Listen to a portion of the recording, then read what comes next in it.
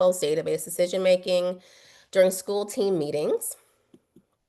Our speaker today is Kristy Ritvalsky.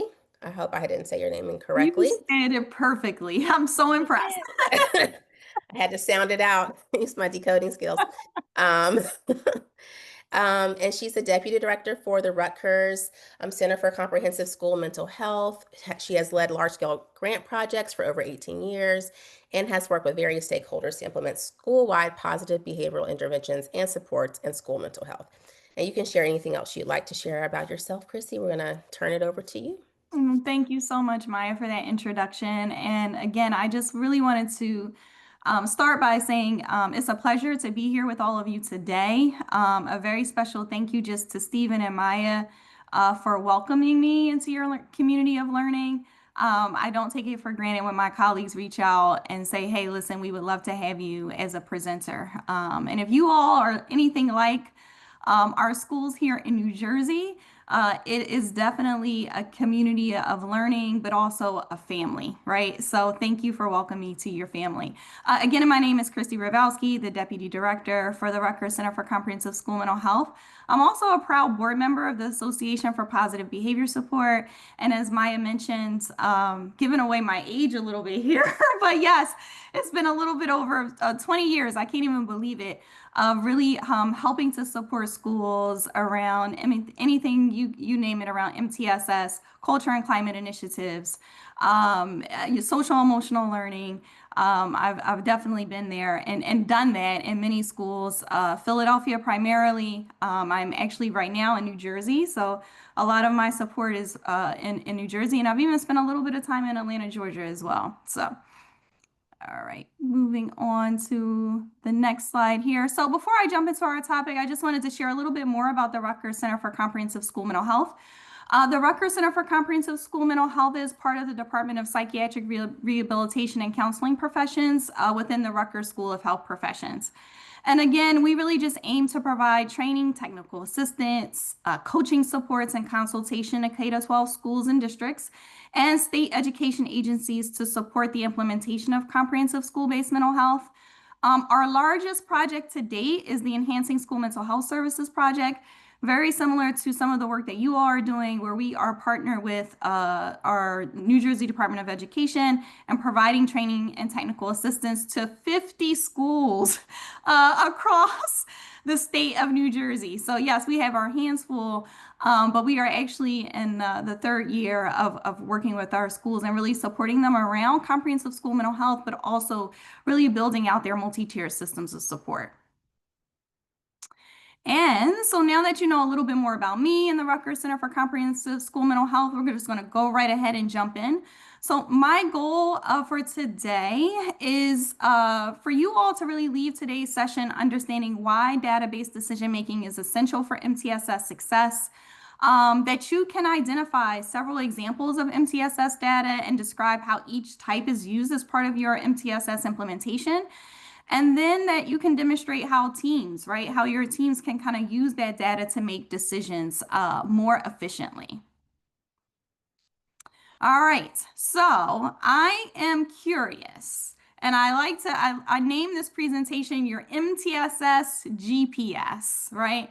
So I'm curious, and if folks can even drop it in the chat, how many of us could actually get anywhere without the GPS today? How many folks can actually get anywhere without your GPS? And I'm just curious to see. Somebody said, nope, not. I wouldn't be able to get anywhere. Stephen, I'm with you on that. Not me. I know, Sarah. Couldn't be me. I hear you guys. Listen, I'm so glad that I'm in good company and I'm not the only person. So again, finish dropping your responses in the chat. But, quick story. When I first started in the field of MTSS over 20 years ago, I was actually a research technician who worked with a group of school psychologists who visited schools to, my primary role back then was to go ahead and enter office referrals, right? And create team data graphs for analysis. So that's all that I did. I would drive around the city in Philadelphia and help support schools with that work. But back then there were no GPS, right? There were no GPS, there were no apps. And I don't know if folks remember this. I know I may be dating myself a little bit, but we had something called MapQuest, right? So you would go online, you would type in, your destination, and it would print out the directions, and you would kind of hope for the best. But despite my best efforts, I often got lost, especially in Philadelphia. I'm sure Stephen can attest to this. Um, Philadelphia neighborhoods rarely have street signs. So, and I remember my stepfather, who's actually a retired Philadelphia police officer, he used to tell me, you need to learn the city, so you don't need directions, right? Well, I'll admit, like many of you, I still rely on GPS to get me anywhere I need to go. But just like a GPS really helps to guide our destination, MTSS data serves as a roadmap in schools, right? It helps teams to really know where they are, where they're heading, and what adjustments they really need to make along the way, right? To really stay on course towards improving your school climate and student success. So I want you to think of today's presentation as your GPS, right? It's a guide to really help you navigate how to use data effectively to support your MTSS implementation efforts. All right, so I want us to relax, put on your seatbelts, okay? Relax your shoulders, and we're gonna go for a bit of a ride here. I promise I won't drive 100 miles per hour, although I've been told I have a lead foot, so I'll do my best. So it wouldn't be an MTSS training without the triangle, right? And by now, I'm sure you may even have a tattoo on of the triangle at this point, right? But you're probably very familiar with it. But here's something that I would just want to mention, and I want you to keep in mind as we move throughout the content today. One of the key guiding principles across all three tiers is going to be, right, the use of data for decision making. So again, your MTSS system simply can't thrive without it. So I want you to think of your triangle like a house, right? And data as the foundation that holds it up. When a home's foundation isn't strong, what happens? It starts to crack. It starts to crumble. We've even heard these stories on the news, right? And then eventually what happens? The home just collapses.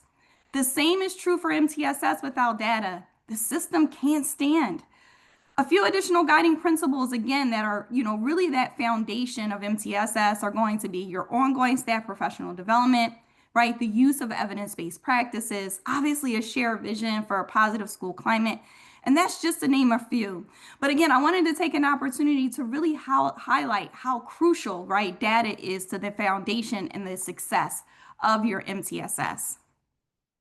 So moving on, I love that we all started with the icebreaker about how do we use data to make decisions, especially in our everyday lives, because I included that even in my presentation. It's so interesting because we use data every day and, sometimes without even realizing it, right? One of my favorite things to do is, especially on the weekends, is just, link up with my friends and go out to really nice restaurants and, just have a chat and chew. But listen, in this economy, I'm like, let me check my bank account first to see, right, what my balance is and to make sure all of my bills are paid.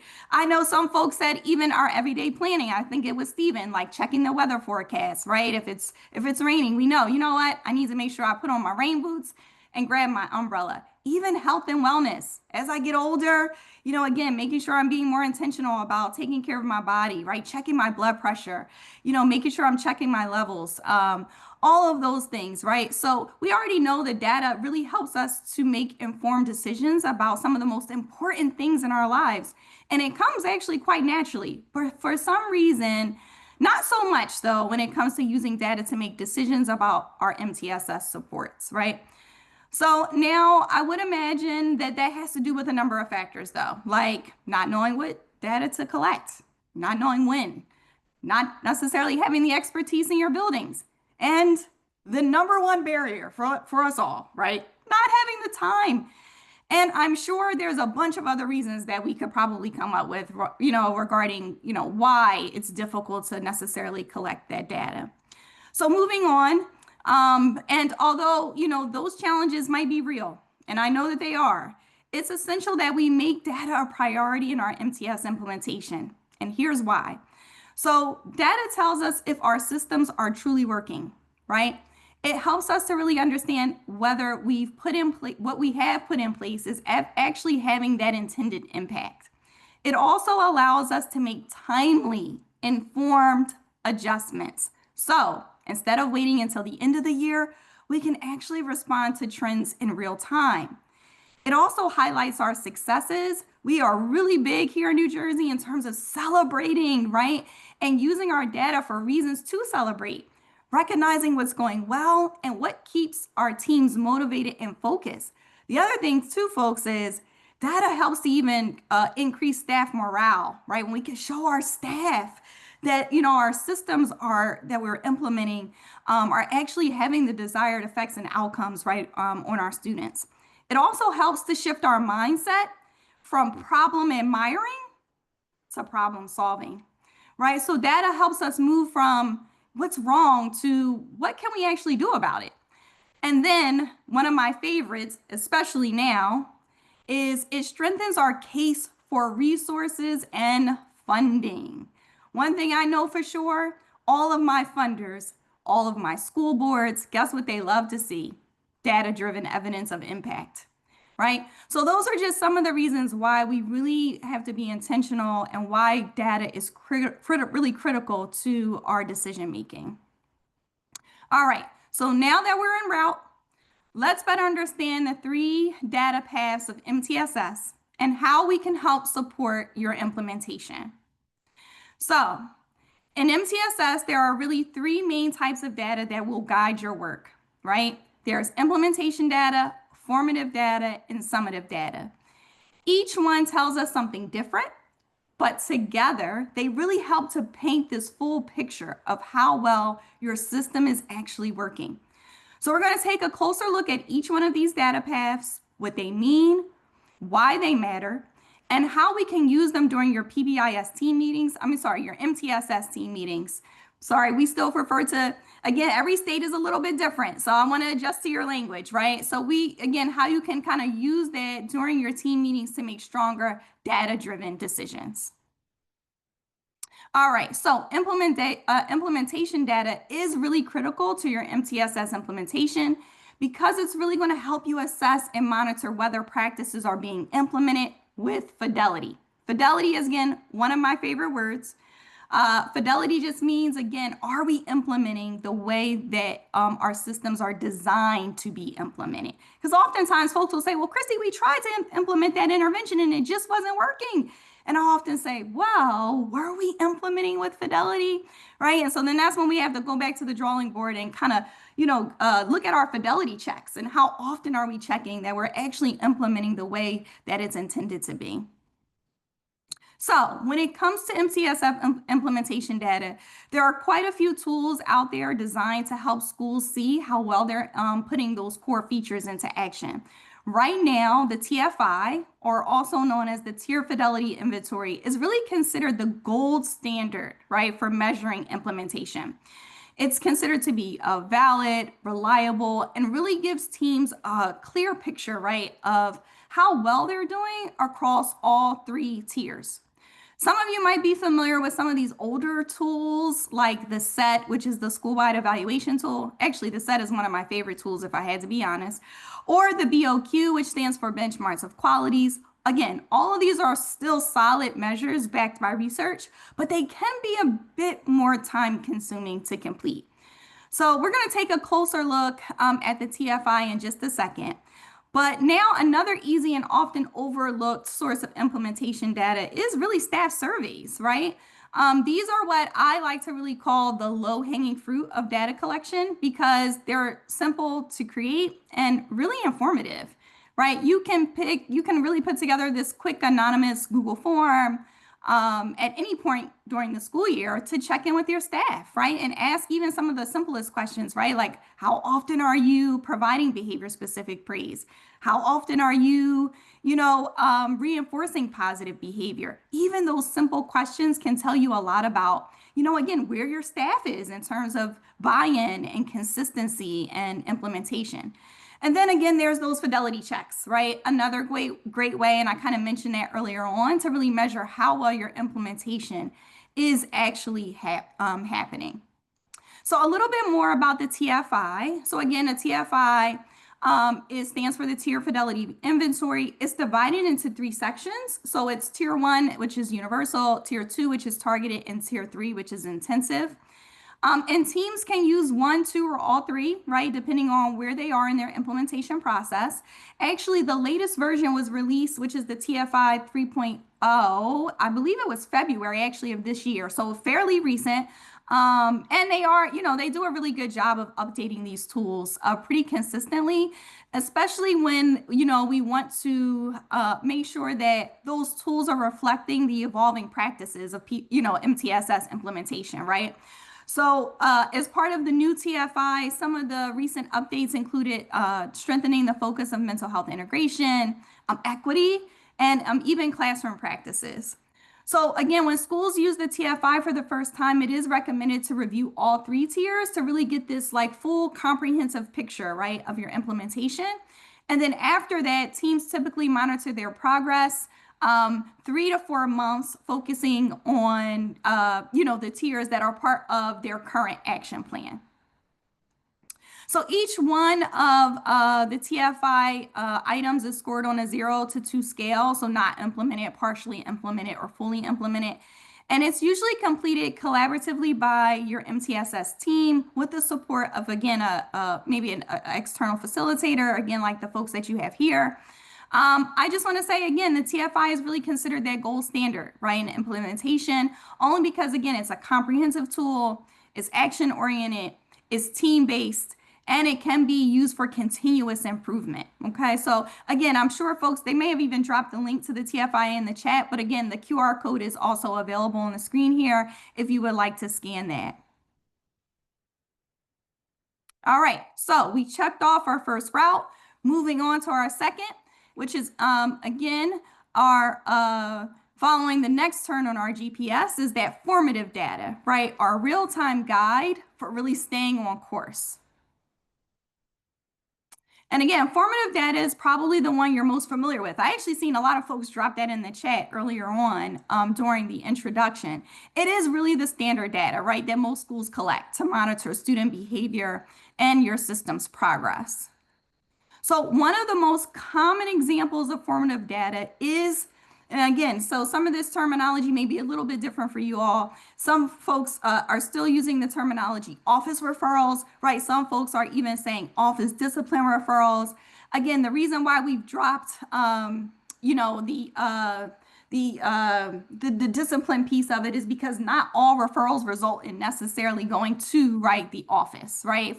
So again, these are often categorized into majors and minors, right, depending upon the severity of the behavior. So again, office referrals or referrals are one of the most valuable sources of information we have for really understanding what's happening across our school and for guiding decisions within, right, our MTSS framework. However, I will say, again, over the years and just doing this work, one of the biggest challenges that schools face, right, with their referral data is effectively ensuring that the referral form itself includes, right, and is actually collecting meaningful and consistent information.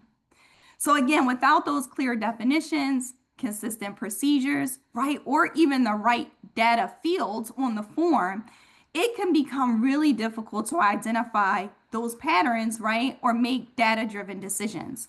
So in a few minutes, we'll talk about the core elements, right, that every referral form should include to really help your team capture those high quality, actionable data. All right, so as I mentioned before, one of the biggest challenges, again, is around really collecting, right, the necessary information to be able to, make those meaningful decisions and put in those meaningful interventions. So again, you likely probably already have a referral form to ensure that, again, your team has what it needs to make informed decisions. I want you all just to take note of the key fields listed on the screen that should really be included, right, as part of your referral form. Again, you likely already are capturing student name, grade level, right, referring staff. Those, again, are pretty standard and typical. But I wanted to highlight just 3 fields that are often missing on the referral form. And these 3 are absolutely critical. So, perceived motivation, time, and location of the incident. So these fields really help your team see patterns in behavior. So for example, the when and where behaviors occur helps to really identify those environmental triggers, right? Or supervision needs. While perceived motivation will really help to give insight into why a behavior is actually happening. And whether it's to, again, gain attention, escape from a task, access something tangible, without these fields, you're really missing the story behind the data. Again, which limits your ability to really truly problem solve and really plan effective interventions. All right. So you've made the necessary adjustments to your referral form, and now you're ready, right, to analyze your data and prepare for problem solving. So there are 7 standard graphs that, again, teams should review at least once a month to really get this full picture, right, of your school-wide behavior trends. I would say the first and probably arguably the most important is going to be these average referrals per day per month. So again, this graph really helps you to monitor your overall behavioral trends over time by showing whether the number of those referrals is increasing, decreasing, or staying consistent. It allows you to really compare different months or even school years, right? If you've been collecting the data long enough, and again, be able to identify if there are, for example, spikes after winter break, or, if there are spikes in data even during testing season. So again, when you're calculating those average referrals per day per month, again, it's really just a simple formula. And that simple formula is what are your total referrals for that month divided by the number of school days, right? That is going to give you for that month. So again, your total referrals for the month divided by the number of school days for that month. And that's going to give you your average referrals per day. So really tracking this metric is going to help you move beyond those raw numbers, right? To be able to see the rate at which those behavior incidents are occurring, which is going to give you all a more accurate sense of how students are responding to your MTSS system over time. Some of the other key graphs, I'm not going to spend much time going into those, but again, those are things like referrals by problem behavior, location, time of day. I know that this session is being recorded. This is also a great slide to just take a quick picture of too. Again, together, all of these graphs, right, really help your team identify patterns, again, celebrate improvements, and really focus on problem solving on those areas that really need the most attention. All right, so making our way to our last data path, we'll discuss today is the summative data. And I honestly feel like for the most part in schools, we do this well too, right? Again, waiting to, the end of the year. Now let's take an opportunity to review our summative data.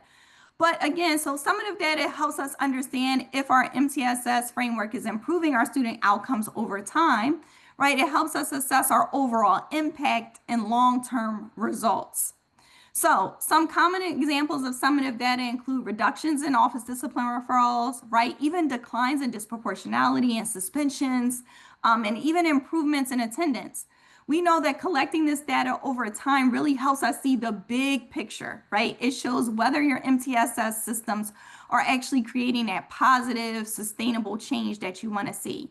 So again, by tracking these trends, we can really pinpoint which strategies are working well, right? And where additional supports actually might be needed.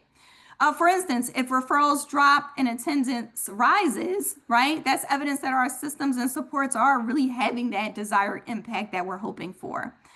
So again, that kind of just paints the broad picture of how we kind of use, right, all of those different data paths to really celebrate our progress.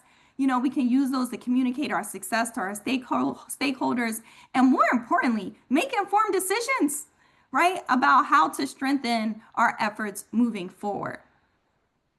So all roads lead here, right? So again, bringing our MTSS together for impact. So now that we've explored the implementation, the formative and summative data paths, we're going to talk about really what it means to bring it all together. And I think this is an important point to make that all too often we forget about.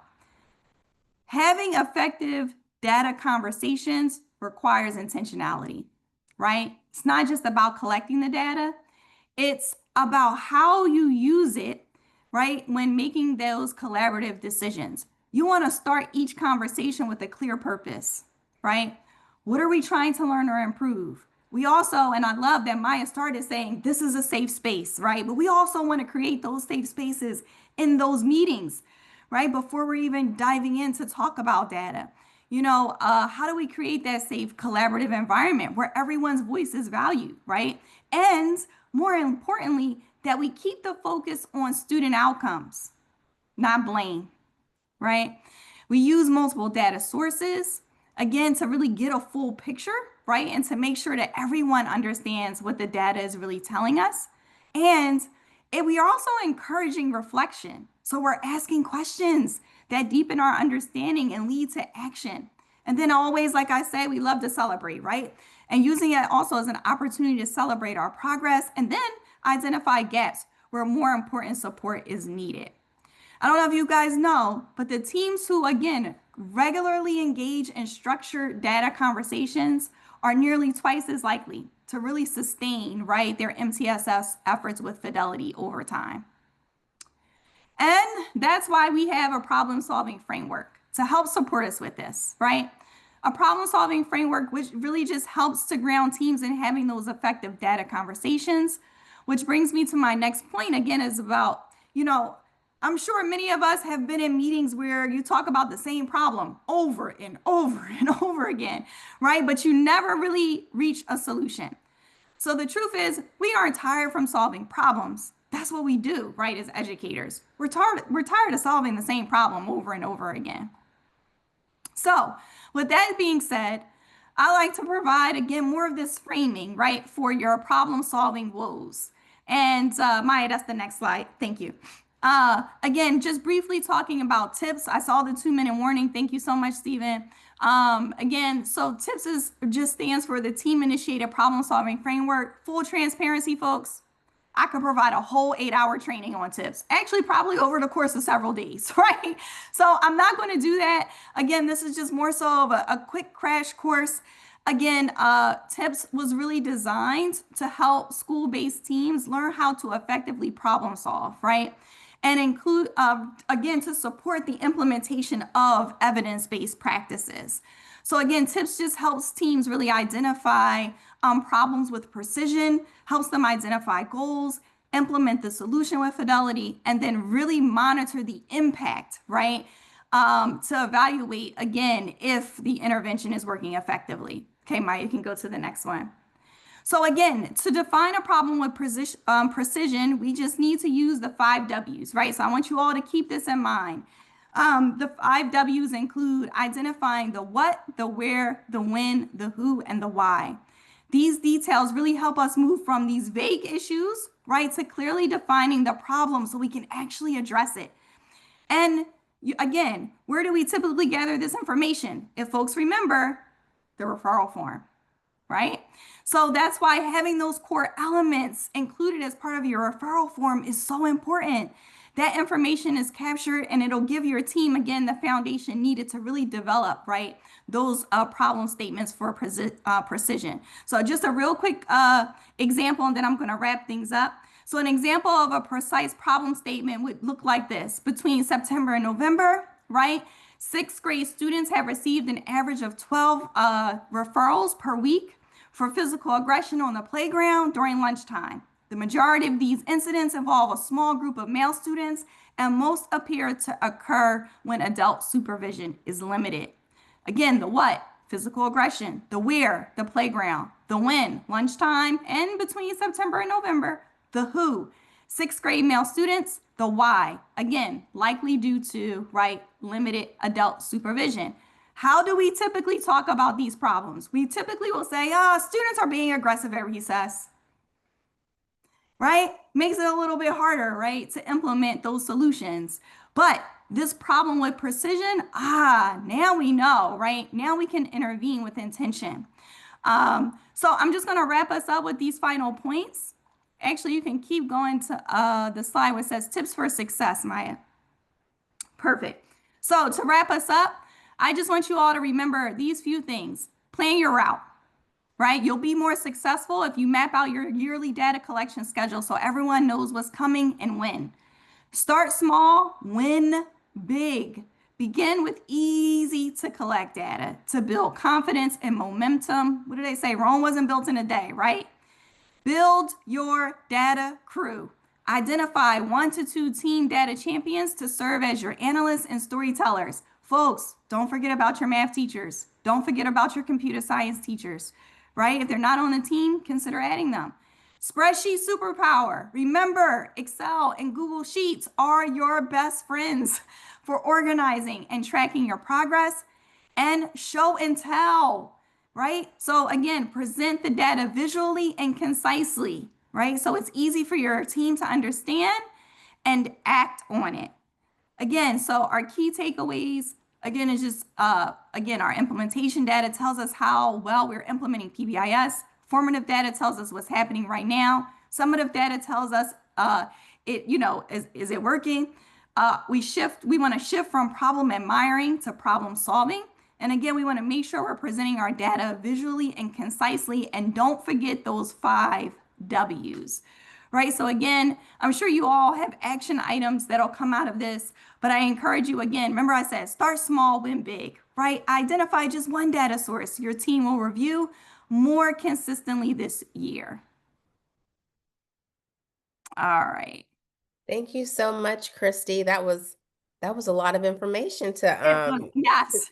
well, and for everyone to digest. It was so good, so rich, and a lot of um things that we talked about, but then a lot of add-on to what we've talked about as well, to kind of improve some of the processes that we've been reviewing as a cohort. So I'm really excited for our school teams and our DBCs to take some of this information and run with it in their buildings. So thank you so much. Thank you for being here.